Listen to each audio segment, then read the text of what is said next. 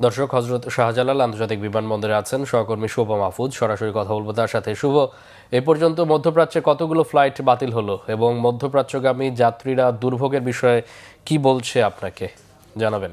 আপনি জানেন যে ইরান ইসরায়েল যুক্তরাষ্ট্রের যে সংঘাত, এই সংঘাতের পর থেকেই গত 28 ফেব্রুয়ারি থেকে এই পর্যন্ত মোট 102টি ফ্লাইট বাতিল হয়েছে। এর মধ্যে 28 ফেব্রুয়ারি 30টি, গতকাল 1 মার্চে ছিল হচ্ছে 40টি, আর আজকে 39টি ফ্লাইট এখন পর্যন্ত বাতিল হয়েছে। সব মিলে মোট 102টি ফ্লাইট বাতিল হয়েছে। আমরা সকাল থেকেই বিমানবন্দরে অবস্থান করছি। এখানে বিভিন্ন রুটের বিভিন্ন দেশের যাত্রীরা কিন্তু এখানে বেশ ভোগান্তির মধ্যে পড়েছেন। অনেকে এখানে 2 দিন যাবতই অবস্থান করছেন। তারা ক্ষোভ প্রকাশ করেছেন আসলে যেই জায়গা থেকে, যেই এজেন্সি থেকে তাদেরকে তথ্য দেওয়ার কথা, তারা ঠিকমতো তথ্য দেয়নি। এর ফলে তারা এখানে অবস্থান করছেন।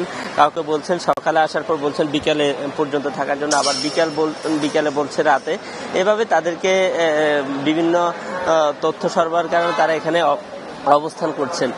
মূলত এই সৌদি আরব যে ফ্লাইটগুলা চালু রয়েছে সেগুলো হচ্ছে একেবারেই সরাসরি ঢাকা থেকে সৌদি আরবের যে ফ্লাইটগুলা, সৌদি এয়ারলাইন্স বা বিমান বাংলাদেশ এয়ারলাইন্সের ওই ফ্লাইটগুলাই কিন্তু চলছে। কিন্তু অন্যান্য ফ্লাইট, ট্রানজিট যে ফ্লাইটগুলা, বিশেষ করে যেসব ফ্লাইট ইন্ডিয়া হয়ে এরপর সৌদি আরব যাবে, ওই সব ফ্লাইট সবগুলো কিন্তু ক্যান্সেল করা হয়েছে।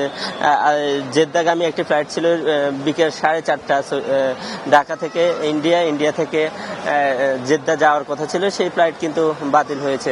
এছাড়া আমরা এখানে দেখতেই পাচ্ছি যে দোহার এবং দুবাই যে ফ্লাইটগুলো রয়েছে, বাংলাদেশ বিমানের, ইউএস বাংলার অথবা আরব আমিরাটসের যে ফ্লাইটগুলো রয়েছে, এগুলো কিন্তু সবগুলাই কিন্তু বাতিল করা হয়েছে। বিশেষ করে কাতার, আবুধাবি, দুবাই, এই ফ্লাইটগুলাই বেশিরভাগ বাতিল করা হয়েছে।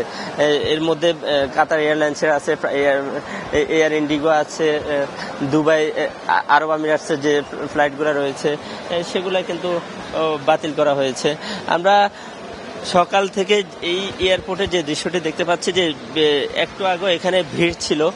বিশেষ করে বিকেল 4টা যে ফ্লাইটটি ছিল ইন্ডিয়া হয়ে জেদ্দাগামী যে সৌদি আরব যে ফ্লাইটটি, সেই ফ্লাইটটি কিন্তু বাতিল হয়েছে। এরপরে কিন্তু এখানে অনেক যাত্রীকে আমরা অপেক্ষমান যাত্রীদেরকে আমরা দেখেছি এখান থেকে সরে যেতে।